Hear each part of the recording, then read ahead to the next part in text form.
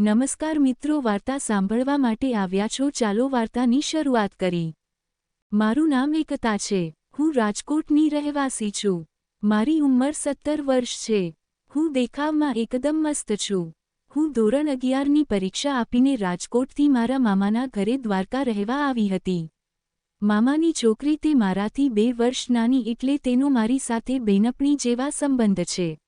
એટલે હું રજા પડીને સીધી મામાને ત્યાં પહોંચી ગઈ।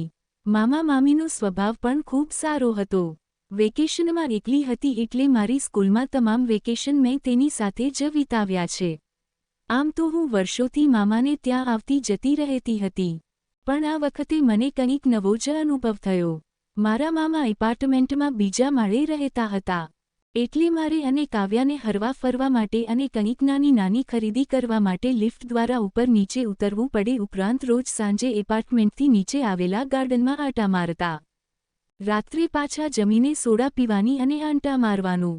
વેકેશન દરમિયાન આ રીતે અમે ખૂબ જ જલસા કરી એક કદમ હળવાશથી દિવસ પસાર કરી રહ્યા હતા। બંને પોતપોતાની મસ્તીમાં જીવીએ। એ જ એપાર્ટમેન્ટમાં ચોથા માળે એક છોકરો રહેતો, જે ધોરણ 11ની પરીક્ષા આપી દીધી હતી, એટલે તે એકદમ રિલેક્સ હતો। રોજ સાંજે હું અને કાવ્યા ગાર્ડનમાં ફરવા જઈએ ત્યારે એ છોકરો પણ ત્યાં જ હોય। તે મને જોતો રહેતો। પહેલાં તો મને લાગ્યું તે બીજે ક્યાંક જોતો હશે, એટલે મેં એને ઇગ્નોર કર્યો, પરંતુ 5-6 દિવસ પછી મને ખ્યાલ આવી ગયો કે આ છોકરો બીજી કોઈ તરફ નહીં પણ મારી સામે જોયા કરે છે।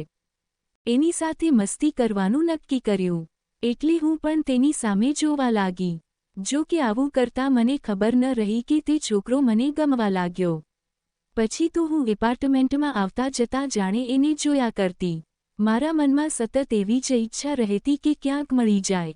રોજની જેમ એક સાંજે ગાર્ડનમાં ફરતા એ છોકરો મારી સામે જોતો હતો, ત્યારે મેં કાવ્યાને ઈશારાથી બતાવીને પૂછ્યું, પેલો છોકરો મારી સામે વારંવાર જોયા કરે છે?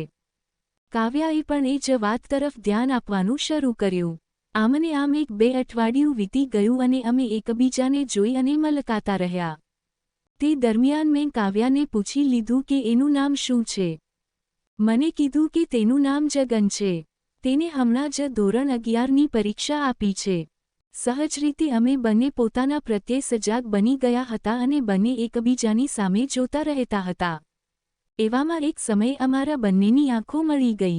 અમને એવું લાગતું હતું કે દુનિયામાં બીજું કશું જોવા જેવું છે જ નહીં, એટલે અમે એકબીજાની આંખોમાં જોતા રહ્યા। પછી તો અમે એકબીજાની તરફ સ્માઇલ પણ કરવાનું શરૂ કર્યું। મિત્રો, વાતચીત શરૂ કરી ક્યાંથી કરવી એ કાંઈ સમજ પડતી ન હતી। એક દિવસ અમે સવારે કંઈક લેવા ગયા, ત્યારે જગન લિફ્ટમાં અમારી સાથે થઈ ગયો। અમને ચોકો આપી અને કહ્યું, આજે મારો બર્થડે છે। મેં અને કાવ્યાએ જગનને જન્મદિવસની શુભકામના આપી। એ દિવસે તો જાણે મારો બર્થડે હોય એમ મને લાગ્યું। પછી એકવાર હું દુકાને ગઈ ખરીદી કરવા, ત્યારે પણ તે અમારી સાથે થઈ ગયેલો। એક દિવસ મેં કાવ્યાને એક ચીઠી આપી અને તેને જગનને આપવા કહ્યું। તેમાં મેં પ્રેમનો એકરાર કર્યો અને સામેથી જવાબ આવી ગયો। હવે અમારી મુલાકાત તો વધતી થઈ અને ચોક્કસ જગ્યા પર ઊભા રહી વાતો કરતા। પછી એક દિવસ જગનને એક મારા જન્મદિવસે મને હોટલમાં બોલાવી અને હું ખૂબ જ સારી રીતે તૈયાર થઈને ગઈ।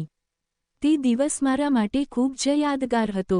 અમે તે દિવસની રાતે ખૂબ જ મોજ કરી। આવી જ વાર્તા સાંભળવા માટે ચેનલને સબસ્ક્રાઇબ કરજો દોસ્તો। ધન્યવાદ।